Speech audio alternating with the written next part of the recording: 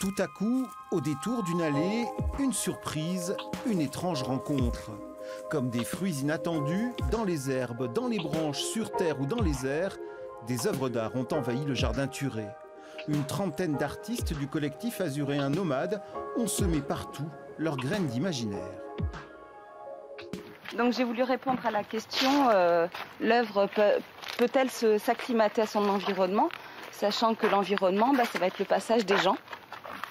Et donc cette œuvre reste immobile en permanence, sauf quand les gens passent devant, où elle se met à respirer. Sur les hauteurs du Cap d'Antibes, le jardin Thuré est le plus poétique des laboratoires de la Côte d'Azur. Ici, les scientifiques de l'Institut national de la recherche agronomique cultivent des espèces rares importées du monde entier. Pour la première fois, le jardin Thuré ouvre son cadre magique aux artistes. C'est nouveau de voir ces installations artistiques dans le jardin et de voir le regard des artistes. Et c'est vrai que c'est vraiment une expérience assez forte et vraiment enrichissante de voir leur regard sensible sur les arbres qu'on connaît bien.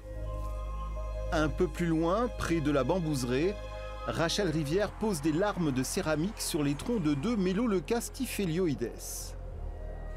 Inconsciemment, je ne savais pas. Il y a eu un dialogue entre nous et j'ai su que ces deux arbres avaient des écorces qui se protégeaient du feu. Donc ça m'a parlé pour une céramiste qui travaille avec le feu et dont le paramètre feu est important. Ça a fait écho en moi, encore plus fort.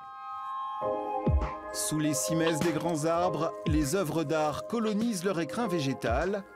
L'exposition Acclimatation jusqu'au 16 septembre au Jardin Thuré.